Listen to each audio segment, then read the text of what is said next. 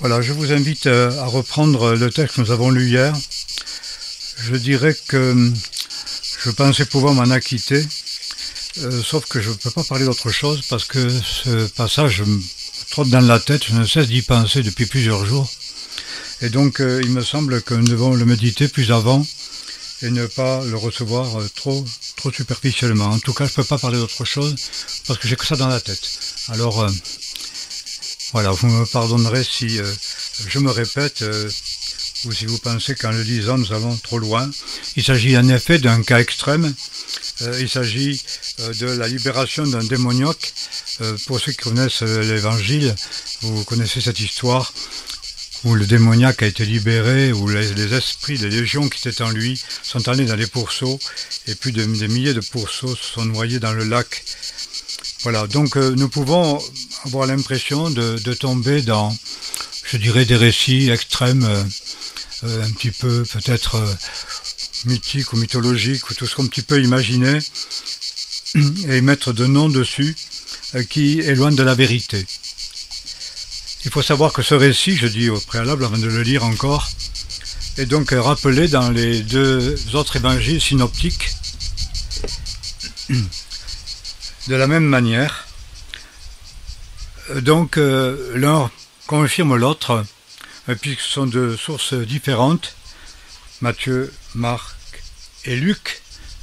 Nous savons que Jean n'a pas rapporté tous ces récits, mais simplement les récits sur lesquels il a pu enseigner un message concernant le Logos, le Verbe de Dieu incarné, fait chair, avec tout son appel à l'amour pour le servir.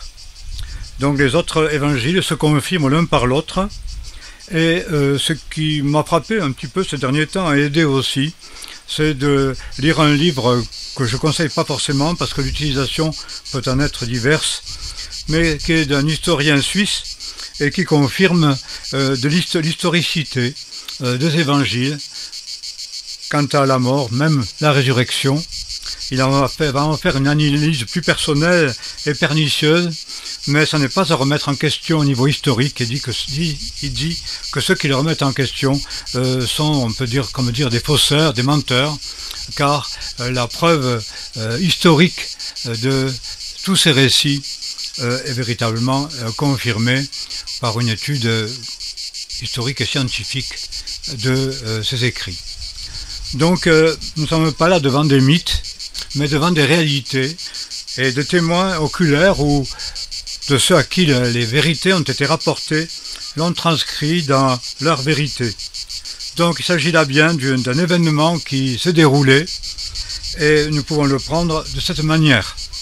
Bien sûr, ce que nous y voyons donc n'est pas un conte de fées, mais quelque chose qui est quand même relativement tragique, même si la victoire est donnée et le Seigneur, dans son autorité, est glorifié. Voilà donc pour l'introduction. Donc nous ne le prenons pas comme un mythe, nous ne le prenons pas comme un récit ou une parabole, mais comme une réalité qui a été vécue par le Seigneur Jésus et ses témoins. Donc je vous invite, après cette courte introduction, pour ceux qui n'y étaient pas, à relire le texte de Marc chapitre 5, et nous lirons donc jusqu'au verset 20.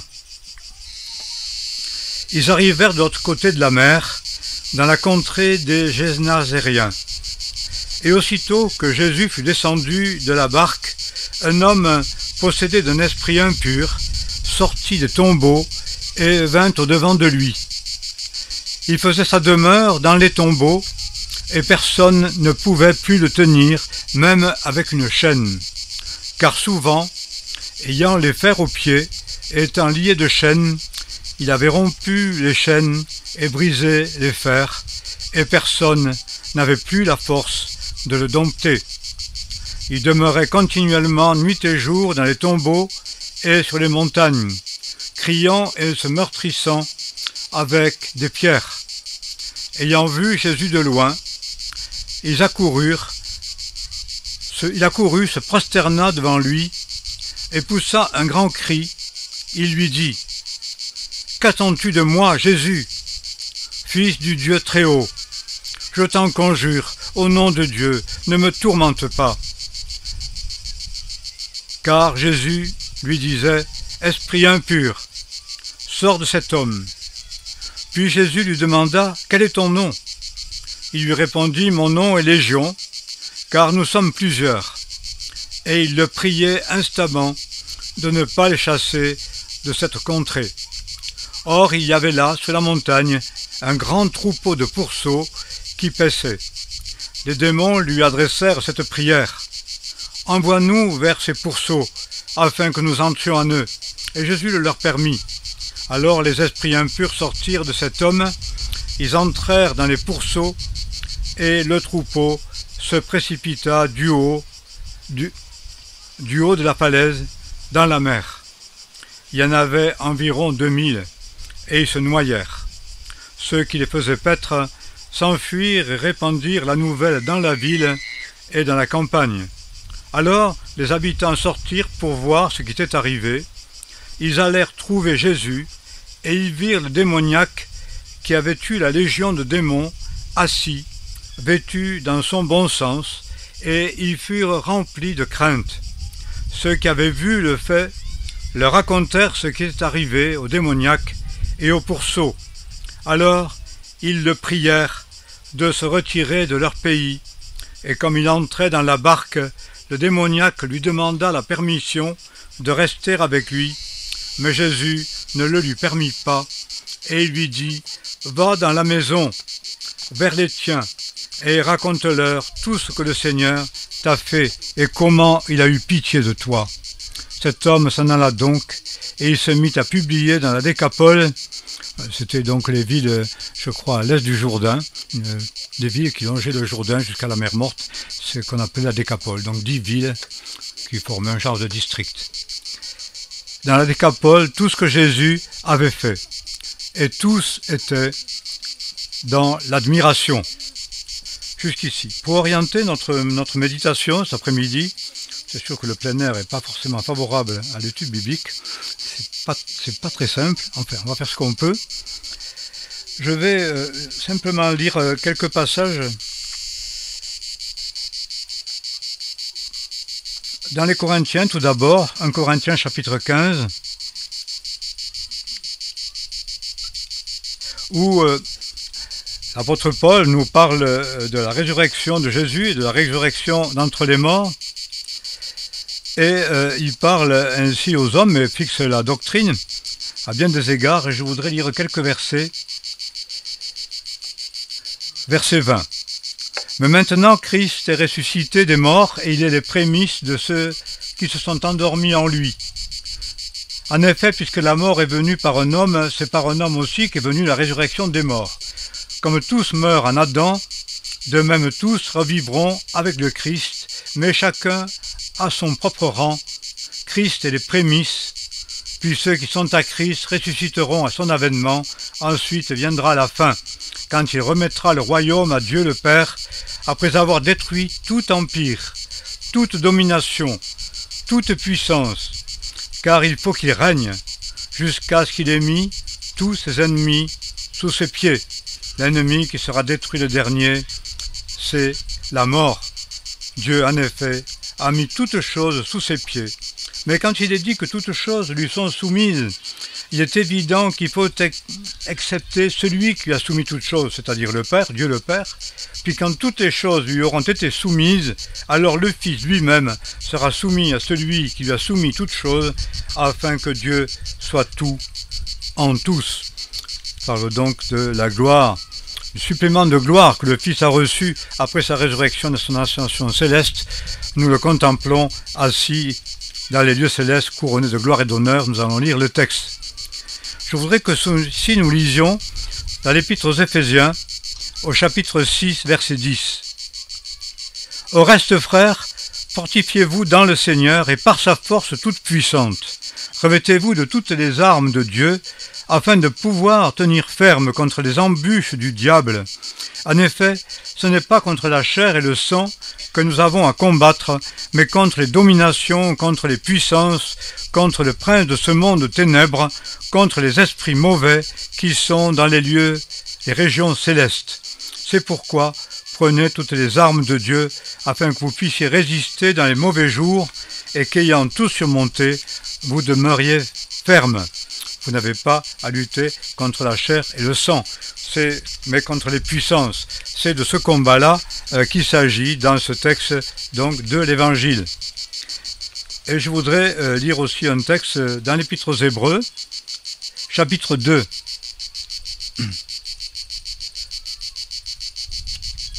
Chapitre 2, verset 7, pour ne pas être long. « Tu l'as fait pour un peu de temps inférieur aux anges, dans son incarnation, l'incarnation du Fils de Dieu, du Messie, de Jésus.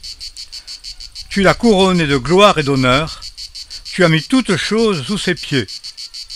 En lui soumettant ainsi toutes choses, Dieu n'a rien laissé qui ne lui soit soumis. Cependant, nous ne le voyons pas encore que toutes choses lui soient soumises.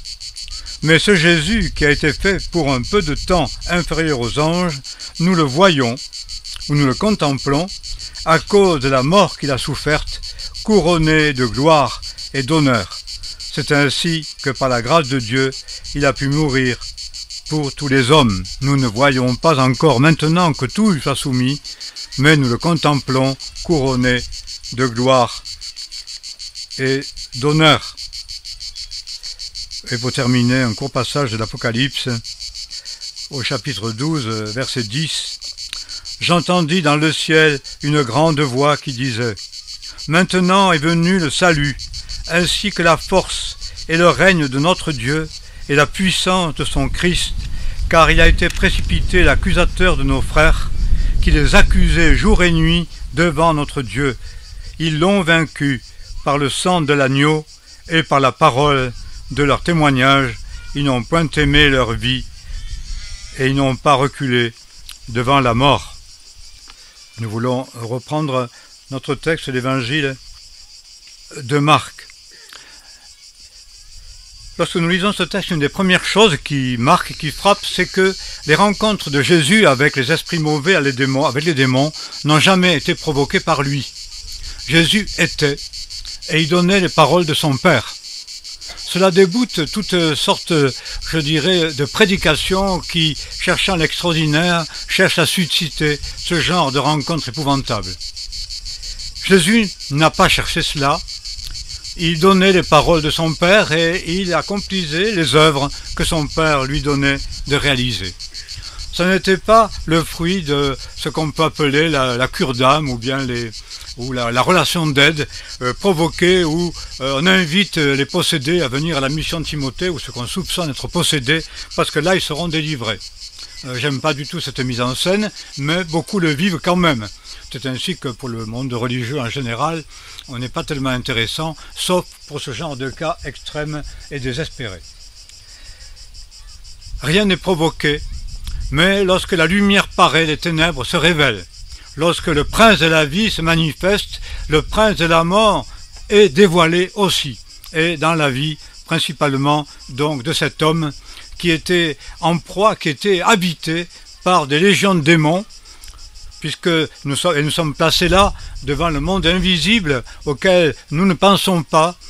Et ma femme lit beaucoup en ce moment les écrits de John Bost, et elle découvre combien John Bost, lui qui a voulu, qui a reçu, qui a créé une maison où tous on peut dire les malheureux non aidés pouvaient être accueillis, et il y avait là beaucoup de personnes, on peut dire, ayant perdu le sang, des idiots et de toutes sortes, et il était confronté à ce genre de manifestation, parce que derrière cette idiotie, derrière ces problèmes psychologiques, bien souvent se cachaient des démons. Ces hommes-là étaient donc abandonnés par tous, et John Bost, le croyant, a eu à cœur de les recevoir, de créer des maisons pour lui, des jardins, et il disait de mettre aussi des fleurs sur leur chemin.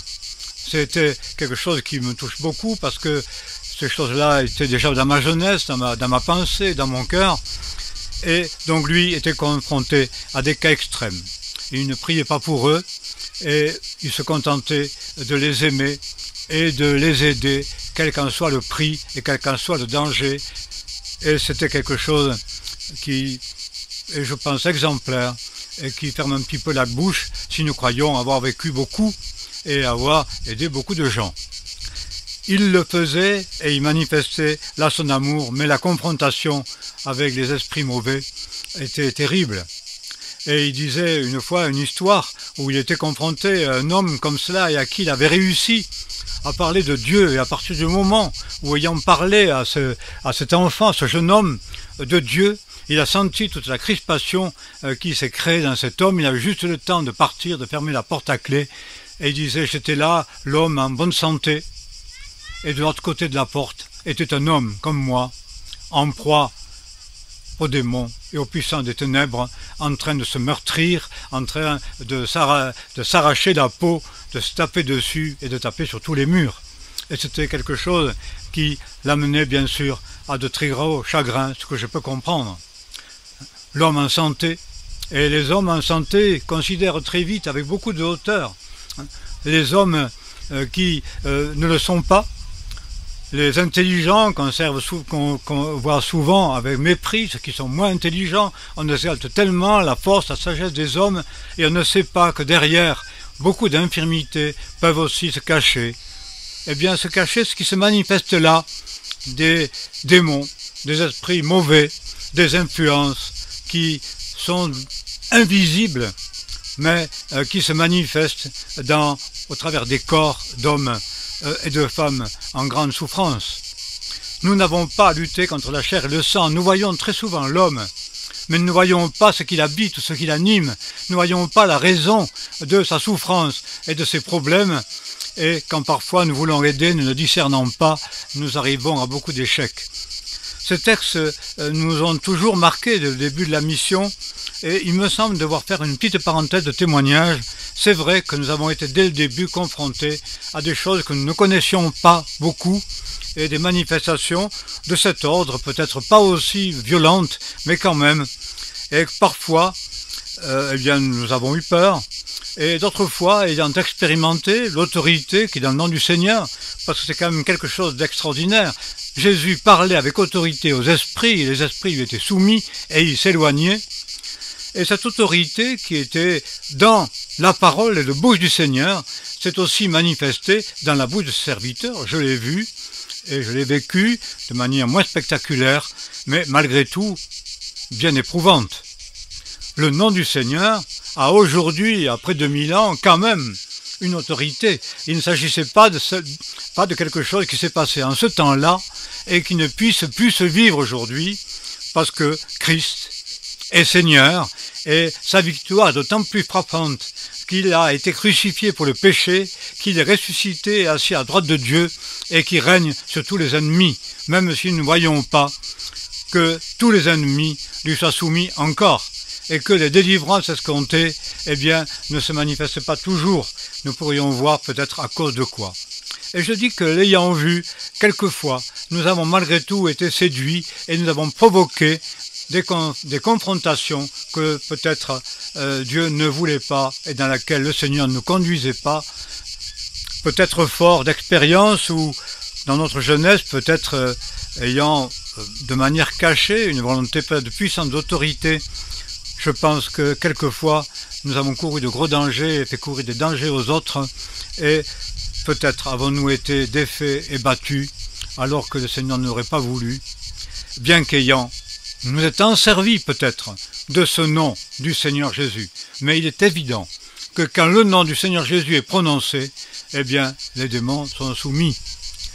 Dans les combats que les hommes vivent sous la terre, nous négligeons cette réalité invisible du diable et de ses anges, contre lesquels nous sommes appelés à lutter. C'est écrit dans la Bible, c'est écrit dans le Nouveau Testament, c'est attesté. En arrière-plan, il y a des esprits mauvais qui agissent parmi les hommes et qui peuvent aussi agir dans l'église, dans nos maisons, dans nos familles. Et il s'agit donc d'être prudent.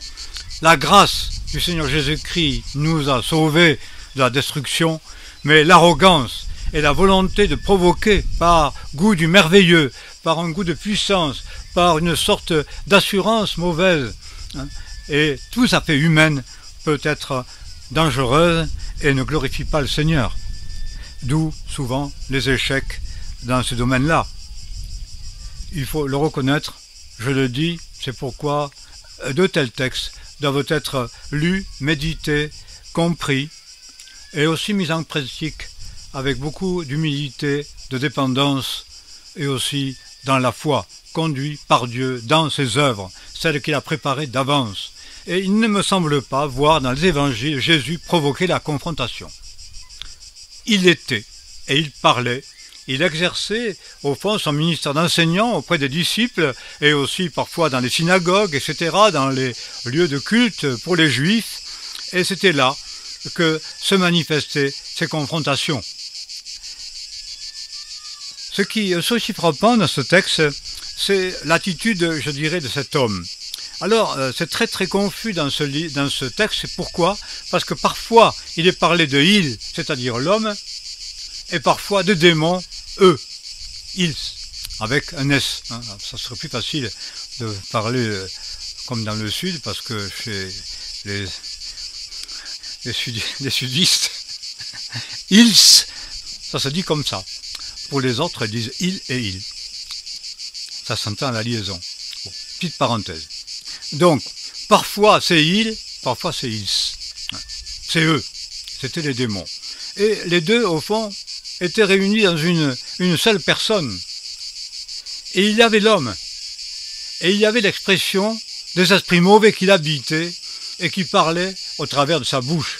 Ces choses-là existent.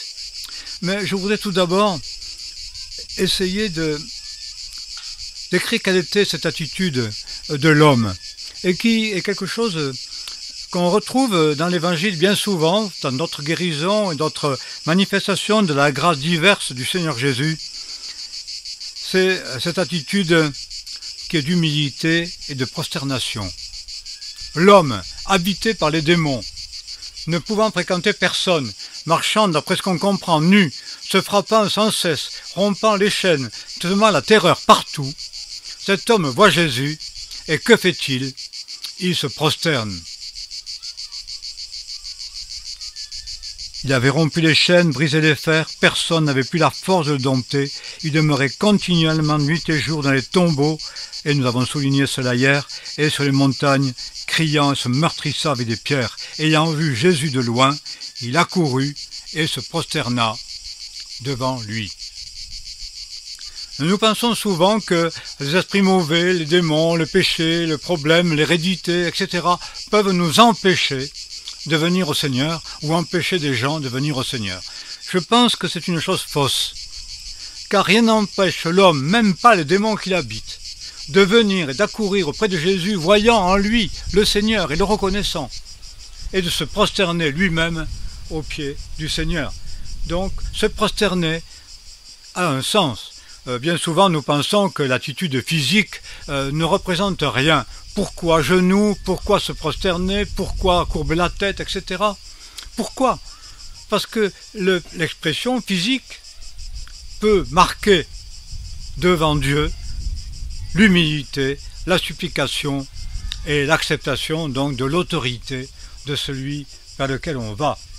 Aujourd'hui, on a une manière de parler à Dieu au travers, et je le constate tellement souvent, comme si c'était un copain, comme si, sous prétexte qu'il était l'ami et que cette incarnation le rapprochait de nous pour que nous puissions vivre notre humanité, ce qui est absolument anti-biblique, parce qu'il est venu pour nous conduire au Père et nous parler du ciel, et non pas pour réaliser et accomplir pleinement notre humanité dans tous les domaines où nous avons envie de la vivre, surtout artistique, et tout ce qui nous élève et nous glorifie. Donc il y a un non-sens évangélique, quand même, qui fait que les hommes viennent avec arrogance devant Dieu, dans leurs besoins, et n'acceptent pas de courber le front, de courber la tête, de ployer les genoux. Il y a cette attitude que le Seigneur attend et qui exprime notre déférence pour Dieu, la reconnaissance de son autorité, l'humilité et la douleur que nous éprouvons dans nos péchés et dans les choses invincibles qui sont plus fortes que nous, parce que ce qui est plus fort que nous, eh bien, c'est le malin. Et que nous n'avons pas à lutter contre nous-mêmes seulement, mais contre ce qui est en arrière-plan et qui nous tient. Vous savez, ne serait-ce que, je dirais, dans la prédication, il faut savoir une chose, c'est quand il s'agit de prêcher, donner la parole, de recevoir l'Église dans la maison, il y a un combat qu'on n'appréhendait pas avant et qui va se manifester de multiples manières. C'est avant, c'est après. Qu'est-ce qui fait que un tel malaise, une telle souffrance parfois, un tel remords, une telle peur, une telle crainte puisse s'emparer, un tel désordre installé dans la maison d'un coup et qu'on ne peut pas prévoir, sinon l'action diabolique, il y a le diable. Et s'il ne s'agit pas d'accuser le diable, parce que comme on dit souvent le diable a bon dos, et on se dispense ainsi de voir nos propres fautes, il n'en reste pas moins vrai que le diable est, et qu'il agit sur les hommes, il agit dans les maisons, il agit dans les familles, il agit contre nous, parce qu'on a à lutter contre lui. Et la réalité de l'homme, eh bien, elle est là. L'homme animé, agité, maintenu dans un esclavage horrible, s'approche donc de Jésus et se prosterne. Rien ne l'empêche de se prosterner et d'adorer le Seigneur et de l'implorer avant toute chose. C'est pourquoi il ne s'agit pas de nous dédouaner, parce que ça bagarre, comme on dit. Rien ne nous empêche de nous mettre à genoux, d'invoquer le Seigneur, de nous courber devant lui et d'implorer son secours dans le deuil, parfois, dans les larmes, dans la supplication, dans l'humiliation. Voilà donc cet homme. À ce moment-là, les démons se manifestent et vont parler. Ils vont se dénoncer. Et eux-mêmes vont attester et reconnaître l'autorité du Seigneur. Que veux-tu de nous? Et au fond d'être dans la supplication, car ils étaient tourmentés. L'homme était tourmenté parce que l'esprit, les esprits mauvais qu'il habitait, le tourmentaient sans cesse. Et nous voyons aussi ces démons qui sont là et se manifestent, qui n'obéissent à rien ni à personne, et ni même à la volonté de celui qui est habité, bien sûr, encore moins que les autres. Qu'est-ce qui peut conduire les hommes à se faire souffrir, à se faire mal, à se martyriser, à peut-être, comme on dit, scarifier parfois. Et vous savez, je vous dis, vous écoutez de la musique, qui est une musique de mort, une musique de révolte, de contestation. Mais ce qui inspire cette musique, qu'est-ce qui inspire cette musique? Combien de jeunes filles, mignonnes et sympathiques, étant pourtant élevées dans des foyers chrétiens, ont fini, comme beaucoup d'autres qui n'ont rien connu, à se scarifier les bras, poussés par quelle force, et ne plus pouvoir s'en sortir, parce que leur soulagement était dans le sang qui était versé de leur propre corps. Qu'est-ce qui pousse à ces actes cruels envers soi-même, sinon les esprits mauvais auxquels on se compromet et qui agitent les danses et les musiques dont nous nous abreuvons. Il ne s'agit pas de jouer avec ce qui donne à la mort. Et je pensais peut-être décrire rapidement quelles sont les choses qui donnent à la mort. Mais bien sûr, le meurtre ou le sacrifice d'innocents qui n'ont pas été pris en flagrant délit. Imaginez tout ce que cela peut être. L'invocation de la mort, l'hymne à la mort, les louanges à la mort, la révolte donne à la mort. Et quand on donne à la mort, il ne faut pas être surpris, surtout quand on l'appelle, qu'elle puisse exercer un pouvoir sur nos vies et détruire notre existence.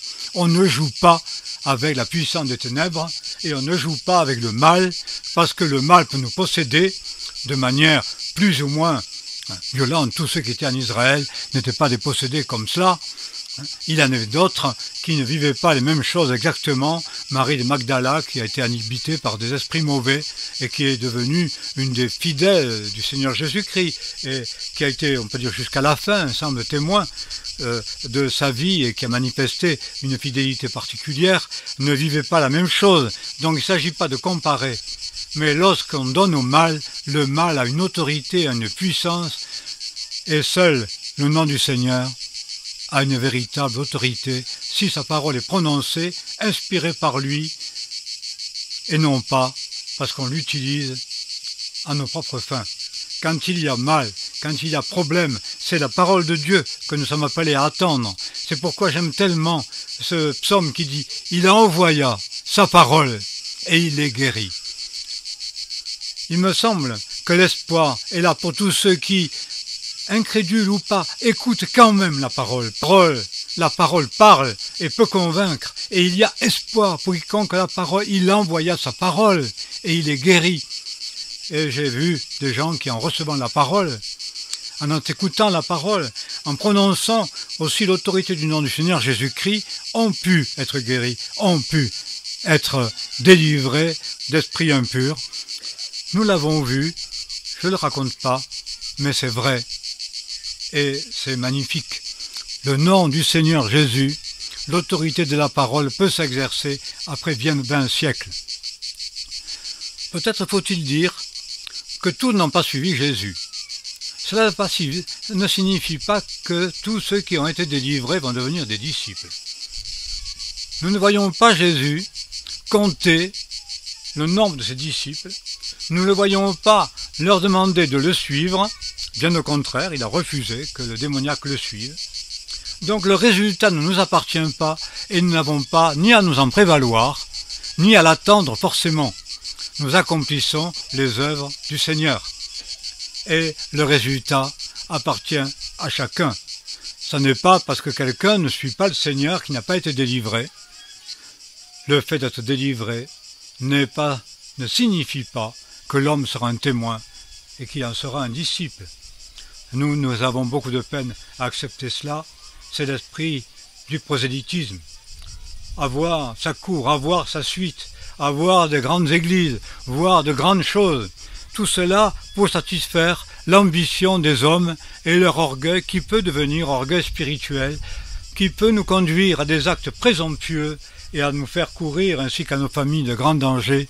C'est pour moi souvent un regret et un sujet d'humiliation. Ne pas avoir toujours fait strictement dans la dépendance, dans l'humilité, les œuvres de Dieu, mais avoir désiré, parfois par affection et par amour pour les gens, par sensibilité humaine, désirer pour eux des délivrances particulières sans être conduit par Dieu dans sa soumission. La confrontation n'est pas créée, elle se produit, parce que là où l'Esprit du Seigneur, là aussi l'ennemi, le diable et ses esprits peuvent se manifester.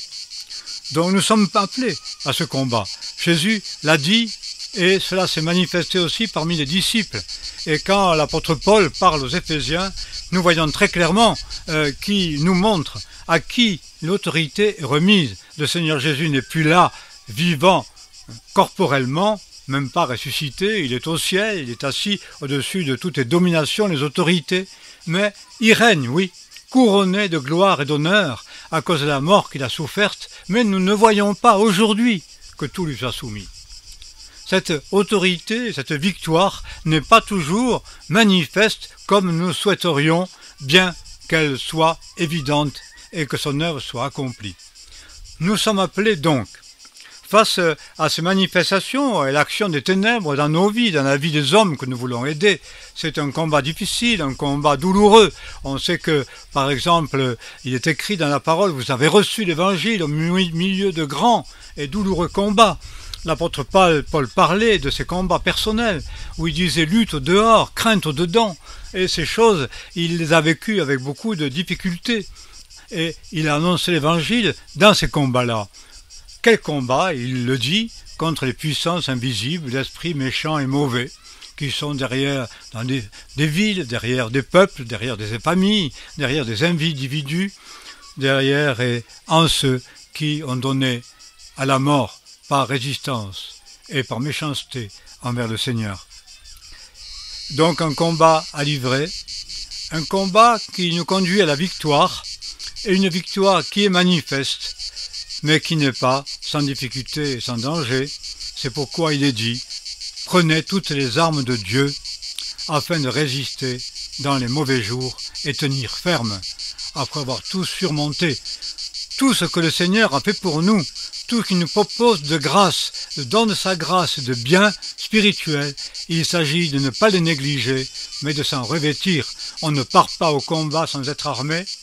On ne part pas combattre contre ce qui nous dépasse, et l'œuvre de Dieu nous dépasse, et la puissance du mal nous dépasse. Quand l'apôtre Jean dit, mais le monde entier gît dans le malin, gît donc sous un pouvoir, une puissance, qui est la puissance de la mort, qui tient tout homme dans la crainte, dont ne peut être délivré que par l'esprit de vie qui est en Jésus-Christ et habitant en nous, il s'agit bien, humblement, de nous laisser, comme dire, revêtir ou rhabiller.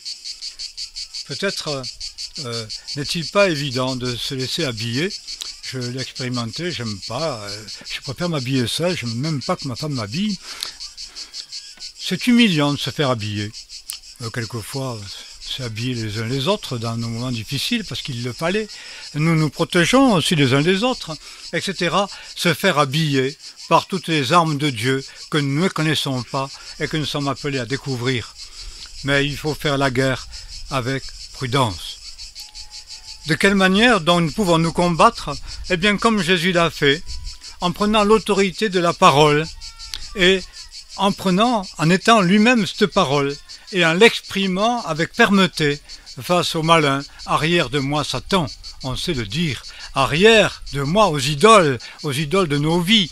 Et cela se fait dans l'autorité du nom de Jésus qui est la parole pour nous. C'est au nom de Jésus que les démons s'en vont, que les puissances mauvaises plient et que nous sommes aussi rendus vainqueurs. Il s'agit de le recevoir, de l'avoir par l'esprit dans nos propres cœurs. Il s'agit d'accepter la parole, il s'agit de nous soumettre. Ce qui m'a frappé en lisant l'Épître aux Corinthiens, c'est dans le passage que nous avons lu, il est dit, je ne sais pas combien de fois, mais une dizaine de fois, en 3 versets, le mot soumission. Cette soumission qui n'est pas la soumission violente et la domination, qui n'est pas l'oppression, qui n'est pas la méchanceté, qui n'est pas le jugement, mais qui est la grâce et la miséricorde, qui est l'amour, qui relie, on peut dire, les personnes, la personne de Dieu, Père, Fils et Saint-Esprit. Le Fils était soumis au Père. Mais le Fils aimait le Père, comme le Père aime le Fils. C'est dans cet amour filial, cette relation particulière et profonde du Fils, du Père, dans cet amour-là, que se trouve l'autorité du Seigneur. Amour et soumission. La soumission est aussi dans l'islam, mais elle est violente. Elle est imposée. L'amour la conçoit, la reçoit et s'y donne. Le Fils aimait le Père aimait le Fils était soumis au Père, et quand tout sera soumis au Fils, lui-même le Fils manifestera sa soumission au Père, afin que Dieu le Père soit tout en tous.